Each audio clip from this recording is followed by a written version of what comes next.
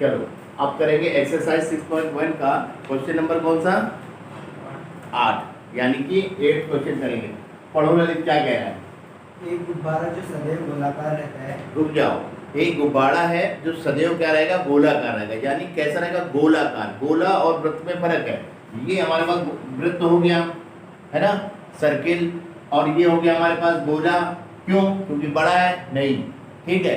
गोला हमेशा ठोस होता है, गोला हमेशा ठोस सॉलिड, तो हम लोग 3D में ऐसे दिखा देते हैं। ये क्या हो गया, गोला हो गया, ठीक। और ये जीके का क्वेश्चन हो गया, किसी का ये और ये, इसमें सर्किल कौन, स्फीयर कौन है ना, पूछ दिया आपसे कौन सा वृत्त है कौन सा गोला, तो बच्चा कहता है सर ये वृत्त, ये बड़ा है, ये गोला, तो दोनों का गलत हो गए, है ना। वृत्ताकार ठोस आकृति को हम लोग क्या बोलते हैं, गोला। जैसे फुटबॉल हो गई, गेंद हो गई, गुब्बारा हो गई, ये किस में आ गया, स्फीयर में। तो यहाँ पे एक वृत्ताकार एक गुब्बारा है जो हमेशा गोल रहता है, जब उसमें हवा भरो, कम भरो, ज़्यादा भरो, हमेशा क्या रहेगा, गोल रहेगा, ठोस रहेगा। तो मान लो ये गुब्बारा है, पर क्या है ये, सदैव क्या रहता है, गोलाकार रहता है। गोले के रूप में हमारा कोई गुब्बारा हो गया। हाँ फिर पढ़ो एक लाइन और। एक पंप द्वारा 901 सेंटीमीटर गैस हाँ प्रति सेकंड भरकर फैलाया जाता है। तो अब ये बताओ, जब किसी चीज में हवा भरोगे तो क्या होगा, बढ़ेगा, गुब्बारा बढ़ेगा, तो उसका क्या बढ़ेगा, उसका वॉल्यूम ही तो बढ़ेगा। वॉल्यूम मतलब उसका आयतन क्या हो गया, बढ़ जाएगा, बढ़ गया ना। तो उसका ये सदैव गोलाकार था, अब उसमें किसी स्पीड से हमने क्या करा, पंप से हवा भरी, हवा भरने से क्या हुआ, गुब्बारा फूलने लगा। तो गुब्बारा फूलेगा, इसका मतलब उसका वॉल्यूम क्या हो रहा है, बढ़ रहा है। तो वॉल्यूम बढ़ रहा है ललित, तो इसका मतलब क्या होगा, वॉल्यूम में क्या हो रहा है, परिवर्तन, वॉल्यूम में परिवर्तन, ठीक। तो हम लोग वॉल्यूम को किससे दिखाते हैं, P से। तो हम अपनी चीजें लिख लेते हैं, क्या सवाल में दिया है, क्या टारगेट हमारा। तो ये दे रखा है dV, अब कुछ नहीं, हमें सापेक्ष का नहीं पता, तो हम dV अपॉन क्या कर देंगे, dt, समय के हिसाब से कितना दे रखा है, 900 सेंटीमीटर क्यूब पर सेकंड है, मिनट है, प्रति सेकंड। ये चीज हमको दे रखी है सवाल में। आगे पढ़ो क्या कह रहा है। गुब्बारे की त्रिज्या के परिवर्तन की दर ज्ञात कीजिए। किसमें परिवर्तन निकालना है, गुब्बारे की त्रिज्या में। देखो त्रिज्या में, इधर देखो, त्रिज्या में परिवर्तन की दर, त्रिज्या को हम r से डिनोट करते हैं, तो हमने लिख दिया dr अपॉन कितना लिखा है, dt। ये dt तब तक जब तक ना कहे इसके सापेक्ष, अगर सापेक्ष बोल देगा तो वहां बदल देंगे, ठीक। हाँ ये निकालनी है, ये टारगेट हो गया सवाल का, ठीक। आगे चलो।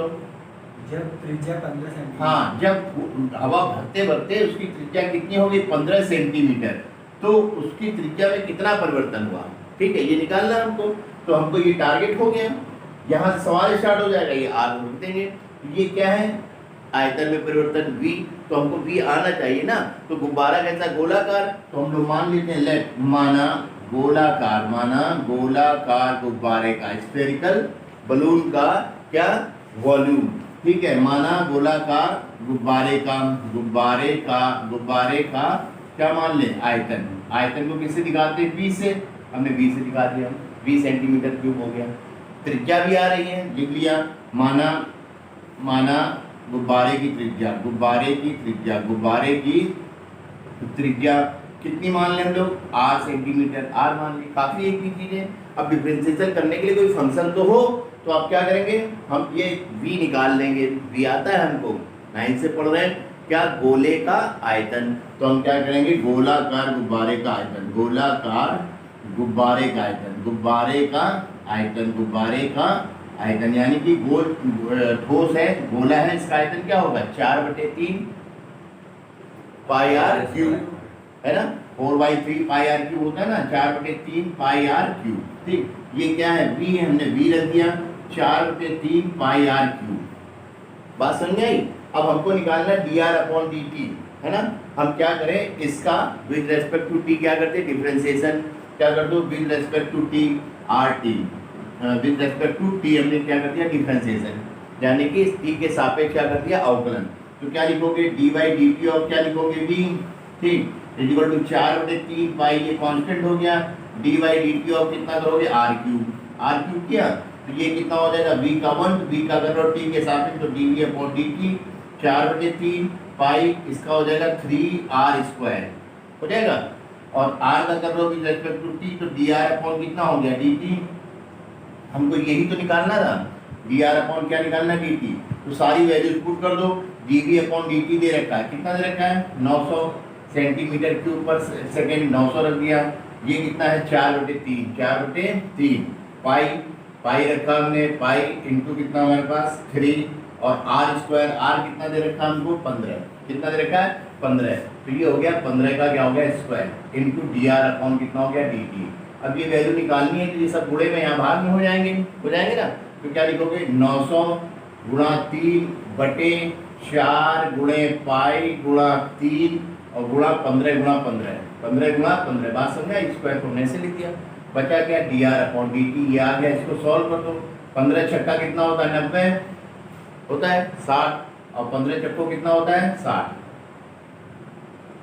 होता है। ये कट गया और क्या कट रहा है हमारे साथ 3 से 3 कट जाएगा, 4 से 4 कट जाएगा, कितना हो जाएगा 1/पाई डी आर अपॉन कितना हो जाएगा डी टी, है ना। हमने कहा D R upon D T कितना आ गया 1/पाई। अब इसकी यूनिट लिखी जाती है आर, आर क्या होगी सेंटीमीटर में, तो हमने सेंटीमीटर लिख दिया है ना। अपॉन डी टी क्या है समय है, समय को यहाँ किससे दिखाया गया है सेकंड से, तो आपने कहा 1 सेंटीमीटर पर सेकंड। यही है आंसर इसका। हेलो,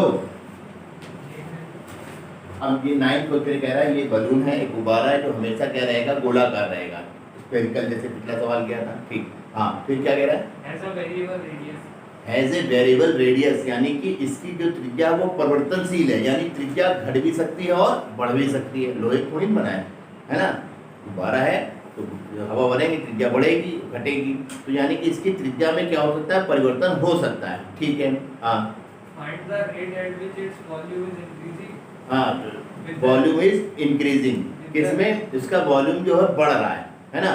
तो ये निकालना है हमको, ये हमको निकालना है। तो हमने कहा कि dv अपॉन, अभी हम dt लिख दे रहे हैं, ठीक है। हाँ dv upon dt equal to कितना, सर ये निकालना है। ठीक, हाँ फाइंड आउट करना है। with the radius which has with the later is when the later is 10 centimeter, When the later is 10 centimeter, हाँ यानी कि त्रिज्या जब उसमें एक पॉइंट दे दिया पता है विद रेडियस, यानी कि इसके जो परिवर्तन आ रहा है किसके सापेक्ष हो रहा है रेडियस के सापेक्ष।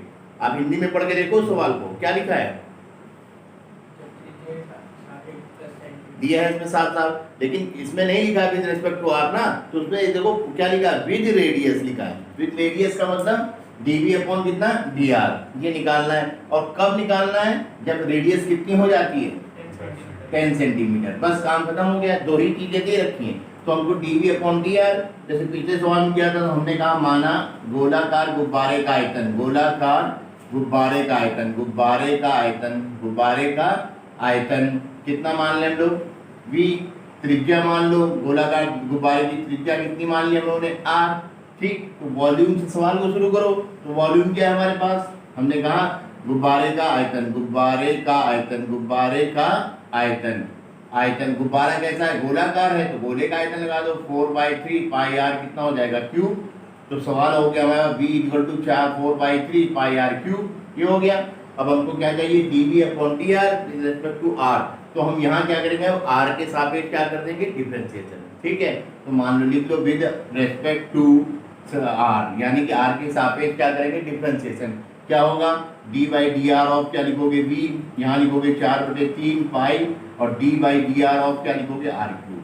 तो ये हो गया dv अपॉन dr हो गया, 4/3 हो गया, पाई हो गया, इसका कितना हो जाएगा 3r स्क्वायर, 3r स्क्वायर हो गया।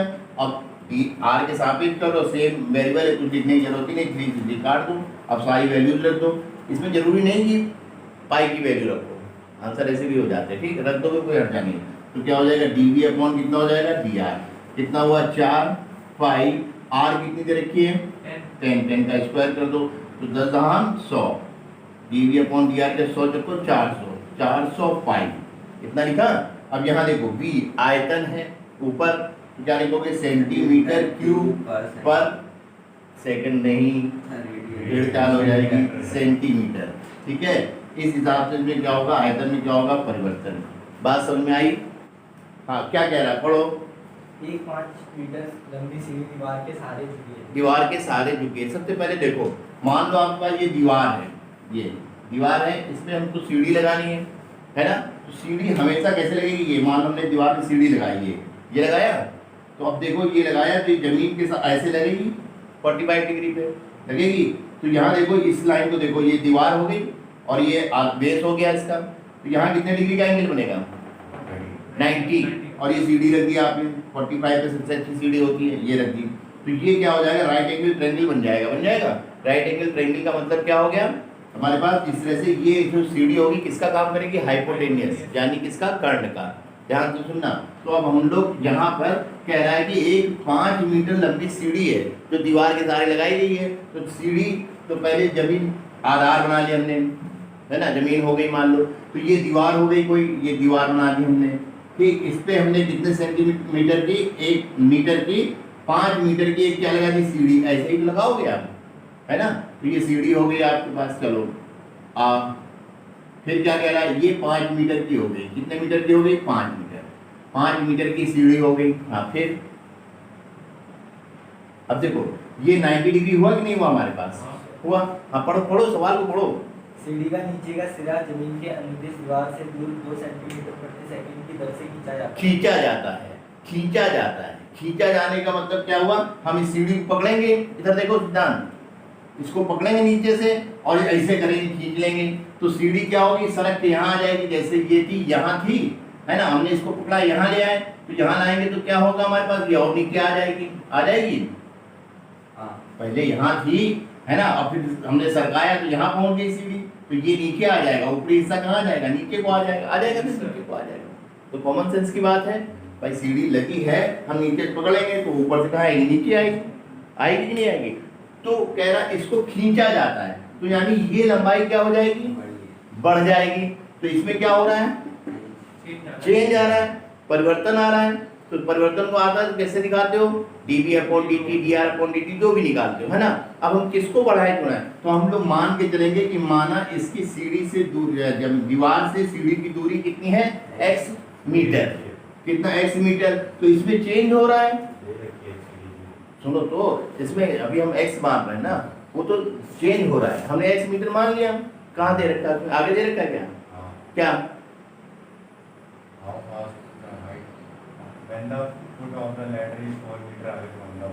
हाँ, वो तो बात की बात है। पहले यहाँ देखो हमने कहा ये सीढ़ी शुरुआत में x मीटर दूर है, अब इसको खींच रहे हैं तो ये बढ़ रहा है।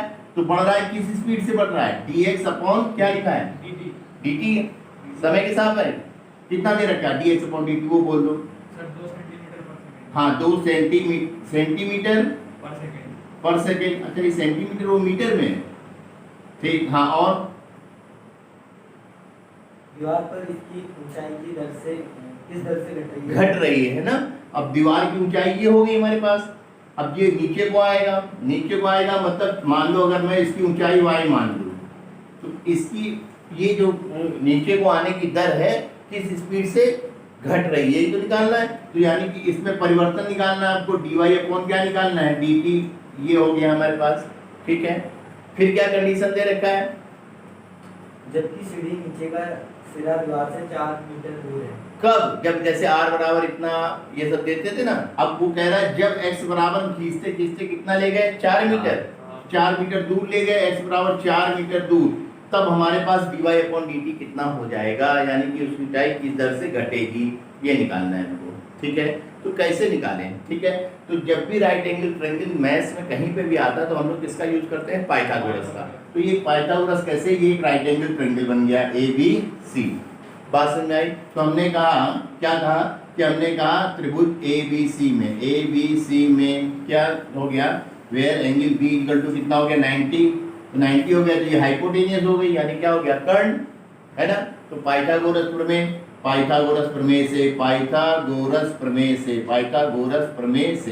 क्या कह रहा है, पाइथागोरस प्रमेय से कि कर्ण का वर्ग, है ना, इसका स्क्वायर क्या हो जाए, इसका square equal to AB square plus क्या होता है, BC स्क्वायर। तो मैंने ऐसे लिख लिया AB स्क्वायर, है ना, या x को पहले लिखना चाहो तो BC square plus AB square equal to कितना, AC स्क्वायर, ऐसे भी तो लिख सकते हैं, ठीक। तो BC कितना है, x स्क्वायर प्लस AB कितना है, y square equal to AC कितना है, 5 है ना, 5 का स्क्वायर, ये हुआ। तो हमारे पास एक इक्वेशन बन गई, x square plus y square equal to कितना, 25। बात समझ में आती।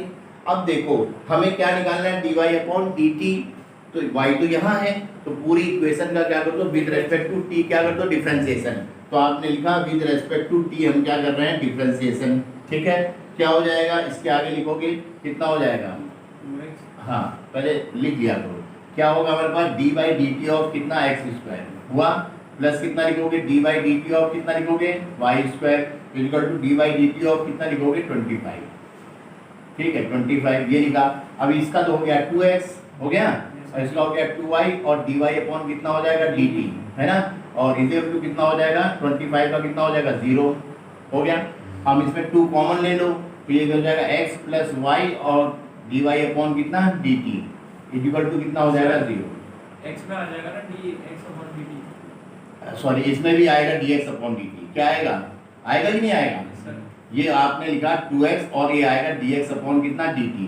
आप इसमें से 2 कॉमन ले लो, ध्यान से सुनना, 2 कॉमन लिया तो यहाँ कितना बचेगा x dx अपॉन कितना dt प्लस कितना y dy अपॉन कितना dt इक्वल टू कितना हो गया 0। तो इससे इक्वेशन क्या बनी x dx upon dt plus y dy upon कितना हो गया dt इक्वल टू 0।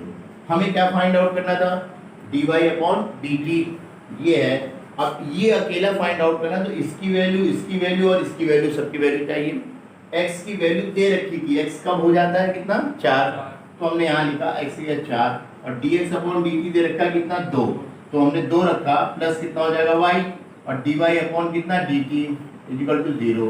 तो ये हो गया y dy upon dt equal to कितना हो गया -8, कितना हो जाएगा -8 ये हो गया। अब समस्या कहाँ आ गई, y की वैल्यू नहीं पता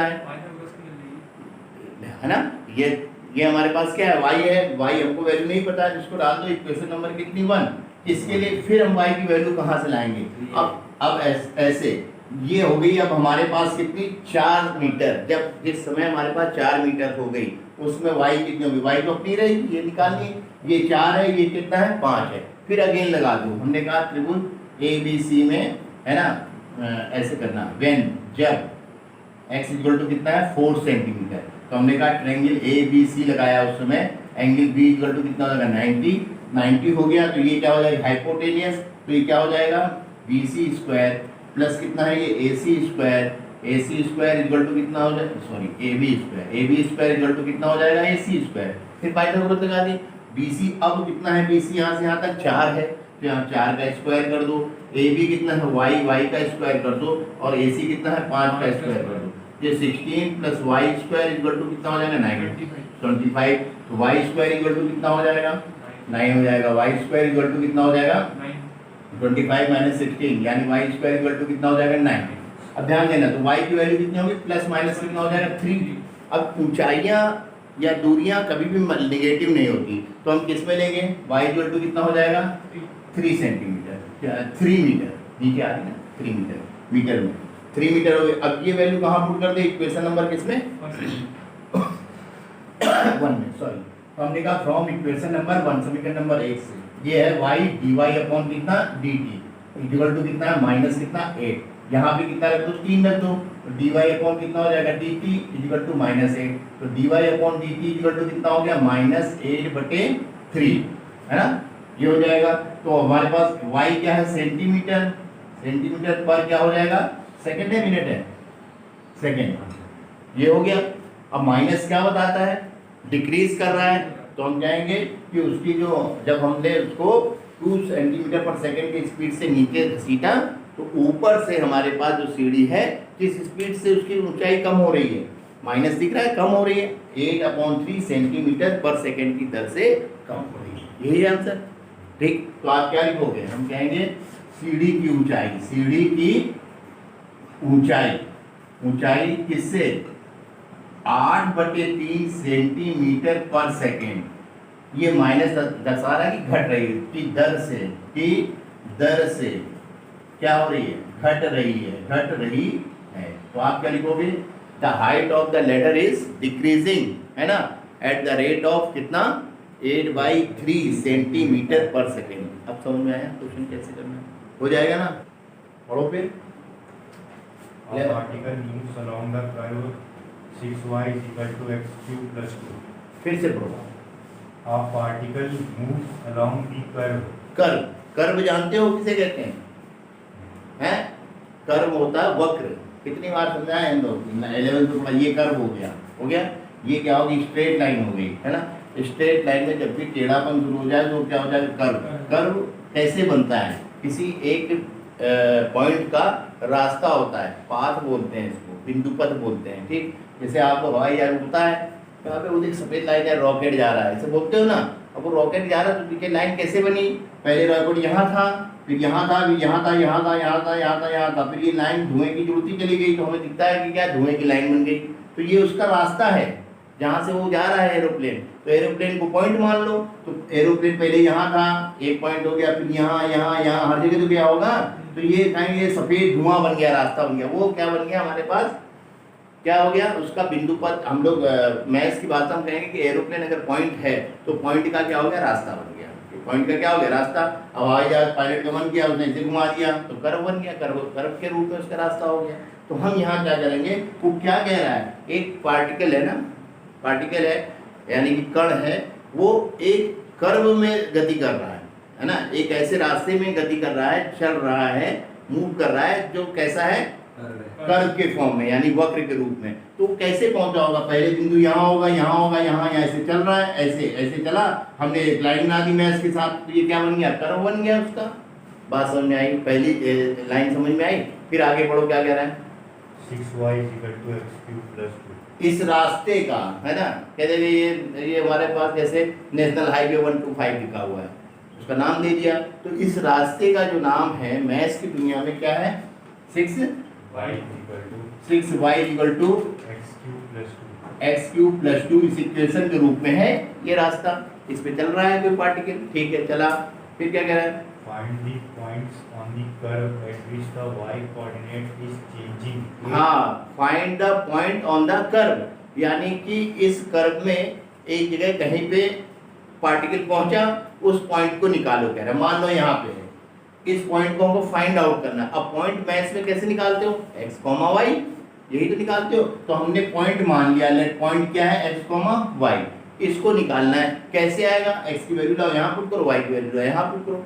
अब उसके लिए कंडीशन दे रखी है, क्या कंडीशन दे रखी है, Find the point on the curve at which the y coordinate is changing 8 times as faster as the x coordinate। हाँ, यानी कि क्या कह रहा है, उसका जो y कोऑर्डिनेट है ना, जो कंडीशन दे रखी है, y कोऑर्डिनेट इस प्रकार से चेंज हो रहा है कि जितना x में चेंज हो रहा है उसका 8 टाइम्स वो चेंज हो जा रहा है ना, है ना, 8 टाइम्स बोला, 8 times of change in x coordinate, है ना। तो y कोऑर्डिनेट में हिंदी में पढ़ लो, x में y निर्देशांक का में परिवर्तन, हाँ पढ़ो। ये कर्ण वक्र 6y = x³ + 2 के अनुगत गति कर रहा है, वक्र पर उस बिंदु को ज्ञात कीजिए जबकि x निर्देशांक की तुलना में y निर्देशांक 8 गुना तीव्रता से बदल रहा है। 8 गुना तीव्रता से बदल रहा है, कौन, y। तो y में परिवर्तन कैसे हो रहा है, जितना x में हो रहा है उसके भी 8 गुना, ठीक है। तो आप पहले लिख लो रेट ऑफ चेंज, ऐसे अपने सवाल बनाने के रास्ता बनाओ। पहले rate of change in y coordinate is equal to the 8 times of क्या, rate of change in x coordinate, ऐसे लिख लिया हम, ठीक। क्या लिखा हमने सचिन, हमने लिखा कि y निर्देशांक में परिवर्तन किसके बराबर है, x निर्देशांक में जो परिवर्तन हो रहा है उसका 8 गुने के बराबर है, ठीक है। तो y में परिवर्तन कैसे दिखाओगे, dy/dt, समय के हिसाब से होगा, गति कर रहा है तो इसमें परिवर्तन क्या हो जाएगा, रेट ऑफ चेंज क्या हो जाएगा, dy/dt। तो इसको ना dy/dt is equal to the क्या हो जाएगा, 8 इंटू कितना हो जाएगा, dx/dt, dx/ कितना dt। इसका हम यूज कर सकते हैं ना। फिर हमको क्या निकालना है, ये पॉइंट निकालना है, ठीक है। अब बात समझ में आई। तो पहले जो चीज निकालनी है मैथ्स कहती, पहले जो ना मालूम है उसको मान लो, हम मान लेते हैं। Let any point x, y on the curve, ठीक है। माना वक्र पर कोई बिंदु है, क्या बिंदु है हमारे पास, x, y, ये निकालना है हमको, ठीक है। ठीक, अब कंडीशन लिख लो, यहाँ कंडीशन क्या है हमारे पास, अब कंडीशन ये है, ये तो हमारे पास क्या है, y निर्देशांक में परिवर्तन, y निर्देशांक प्रश्नानुसार कर देना, अकॉर्डिंग टू क्वेश्चन, प्रश्नानुसार y निर्देशांक में परिवर्तन बराबर कितना, 8 गुना x निर्देशांक में परिवर्तन, x निर्देशांक में परिवर्तन। अब परिवर्तन के लिए हम लोग क्या करते हैं, dy upon dt dx upon dt करते हैं, तो y में परिवर्तन हुआ तो dy upon dt equal to कितना होगा 8, है ना, और क्या हो जाएगा, x निर्देशांक में परिवर्तन क्या हो जाएगा, dx अपॉन dt। मान लो ये कंडीशन है, इसका हम यूज करेंगे, कहाँ यूज करेंगे, हमें x निकालना है, तो हमारे पास अभी ये कर्व दे रखा है ना, इसका क्या करते हैं विद रिस्पेक्ट टू t क्या करते हैं डिफरेंशिएशन, तो हमको दे रखा है सिंस 6y इक्वल टू कितना x क्यूब प्लस कितना है 2, इसका विद रिस्पेक्ट टू t क्या कर दो डिफरेंशिएशन, तो हम विद रिस्पेक्ट टू t हमने क्या किया डिफरेंशिएशन, ये t के सापेक्ष क्या हो जाएगा 6 d by D T of क्या लिखोगे y equal to dd by dt of कितना लिखोगे x cube plus d by dt of कितना लिखोगे 2, यही तो लिखोगे, ठीक। चलो आगे करते हैं, तो हमारे पास आगे ये हो जाएगा क्या, ये हो जाएगा 6 dy अपॉन dt, हमने लिखा 6 dy अपॉन कितना dt, ठीक है, ये हो गया। फिर क्या है, इसका करोगे कितना होगा 3x स्क्वायर dx अपॉन कितना हो जाएगा dt, ये हो गया। फिर क्या है 0, ये 0 हो गया, हमारे पास खत्म हो गया, 0 कर दो, ठीक। तो ये आ गया 6 dy upon dt equal to 3x square और dx अपॉन dt। तो आपको निकालना क्या है, पॉइंट निकालने, यानी x और y की वैल्यू निकालनी है ना, तो हम क्या करें, हम यहाँ पर फ्रॉम इक्वेशन नंबर 1 से ये dy अपॉन dt की वैल्यू यहाँ क्या कर दो, पुट कर दो, ठीक है। तो हमने कहा समीकरण नंबर 1 से, समीकरण नंबर 1 से क्या है हमारे पास, ये 6 हो गया और dy अपॉन dt क्या है 8 इंटू dx अपॉन dt, तो हमने लिखा 8 into dx upon dt equal to कितना 3x square dx upon dt, क्या ये कैंसिल आउट हो गया, 3 टू जा कितना हो जाएगा 6, तो x स्क्वायर इक्वल टू कितना होगा 16, तो x equal two plus minus कितना हो जाएगा 4, दोनों ही हो सकते हैं, पॉइंट है, हो गया। अब हमको y चाहिए, y कहाँ से आएगा, एक बार x इक्वल टू 4 किसमें, इस इक्वेशन में पुट कर दो, मान लो इक्वेशन नंबर कितनी है 2, है ना, x बराबर 4 किसमें, समीकरण नंबर 2 में, समीकरण नंबर 2 में रखने पर अब 2 क्या है हमारे पास 6y इक्वल टू कितना x क्यूब, x 4 रख लो, 4 का क्यूब करो प्लस कितना हो जाएगा 2, तो 6y बराबर 4 चक्को 16 चक्को 64 होगा, 4 चक्को 16 चक्को 64, 64 तो कितना हो जाएगा 66, है ना, तो y इक्वल टू कितना हो जाएगा 11, है ना। तो पॉइंट क्या हो गया हमारे पास, पॉइंट हो जाएंगे x, 11 4, 11 हो जाएगा।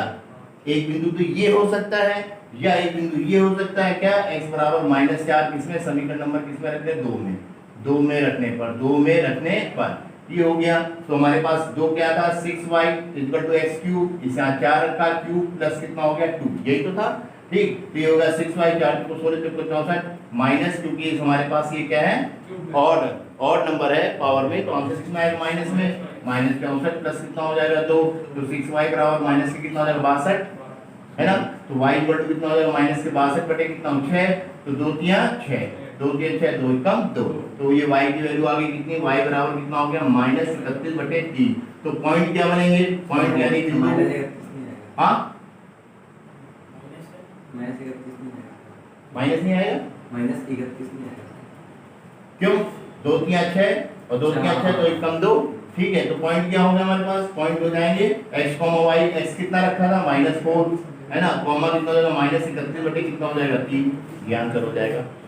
पहले तो यहाँ पे देखो क्वेश्चन नंबर 12 क्या है हमारे पास, एयर बबल, है ना, हवा का बुलबुला, बुलबुला क्या होता है गोलाकार, ठोस माना जाएगा, है ना, गोलाकार। अब एक कहता है सर बुलबुला तो आधा होता, जब भी हम क्या आधा होता नंबर भी आधे मिलेंगे, बहस करने के बहुत बारे। अब बुलबुला है तो गोली तो मानोगे उसको, है ना, तो बुलबुला है ठोस माना जाएगा, ठोस गोला है ये, मान लो ये बुलबुला मान लो ऐसे, ये ठीक है, बुलबुला हो गया। क्या कह रहा है बुलबुले में, पढ़ो सवाल को पढ़ो। हवा के एक बुलबुले की त्रिज्या 1/2 सेंटीमीटर प्रति सेकंड की दर से बढ़ रही है, बढ़ रही, कौन बढ़ रही है, त्रिज्या, यानी त्रिज्या में इंक्रीजिंग हो रहा है ना, तो त्रिज्या में क्या हो रहा है, परिवर्तन हो रहा है ना। क्या परिवर्तन हो रहा है, त्रिज्या को आप r दिखाते हो r से, तो हमने कहा परिवर्तन, मान लो अभी dr अपॉन क्या कर दिया dt, किस स्पीड से 1/2, क्या सेंटीमीटर है क्या है, यस सर, सेंटीमीटर सेंटीमीटर पर सेकंड की स्पीड से बढ़ रहा है, ये चीज हमको गिवन है। और क्या गिवन है, बुलबुले का आयतन किस दर से बढ़ रहा है? आयतन को b से निकालना है, dv/dt निकालना है, परिवर्तन हो गया है ना, जबकि त्रिज्या कितनी है 1 सेंटीमीटर। तो अब सवाल समझ में आ गया होगा आपको, ये निकालना है ना। अब r ये है हमारे पास दे रखी है, तो उसमें परिवर्तन, तो हम आयतन के सूत्र लगा ले गोले का। तो हमने कहा माना कुछ चीज लिख लो, क्या लिख ले, माना गोलाकार बुलबुला, गोलाकार बुलबुले का आयतन, बुलबुले का आयतन कितना मान लें, v से निकाल दो, चलो v हो गया। रेडियस भी है, त्रिज्या मान लेते हैं, त्रिज्या मान ली, माना त्रिज्या कितनी है हमारे पास, r है, r कर दी। आयतन का सूत्र लगा दो, तो हम कहेंगे बुलबुले का आयतन, बुलबुले का आयतन, बुलबुले का आयतन क्या हो जाएगा, बुलबुले का आयतन कितना होगा 4/3 पाई r क्यूब, क्योंकि हमारा क्या है स्फेरिकल है ना, ठीक है, गोलाकार। तो v से निकाल दो, v बराबर 4/3 पाई r क्यूब हो गया। तो अब क्या करोगे, विद रेस्पेक्ट टू क्या t है ना, तो with respect to t differentiation कर दो, विद रेस्पेक्ट टू t हमने क्या किया डिफरेंशिएशन, क्या हो जाएगा dy/dt ऑफ कितना हो जाएगा v 4/3 पाई dy/dt ऑफ कितना हो जाएगा r क्यूब, करो इसको, तो ये हो जाएगा dv अपॉन कितना हो जाएगा dt बराबर 4/3 पाई 3r स्क्वायर, और r का कर रहा हूँ विद रेस्पेक्ट टू t, तो क्या हो जाएगा dr अपॉन dt, 3 से 3 काट दो, dr अपॉन dt वैल्यू दे रखी है 1/2 दे रखी है ना, तो हमने कहा 1/2 सेंटीमीटर पर सेकंड। तो dv अपॉन dt क्या हुआ, dv अपॉन dt हो गया कितना 4/3, और ये हो गया पाई, कितना हो गया पाई लिखा, r की वैल्यू दी, r कितनी है 1 का स्क्वायर कर दो, ये 1 ही रहेगा। अब dr अपॉन dt कितना रखा 1/2, 2 दूनी 4, तो dv अपॉन dt कितना आ गया 2/3 पाई, 3 से 3 कैंसिल हो गया, अच्छा सॉरी 3 से 3 क्या हो गया कैंसिल, तो कितना बचा हमारे पास 2 है ना, 2 पाई। बस आयतन है सेंटीमीटर क्यूब, आयतन है अपॉन dt किसमें था इसमें सेकंड में, तो सेकंड डाल दो, ये हो गया सेकंड। ये क्या हो जाएगा आंसर हो गया हमारे पास, हो गया ना।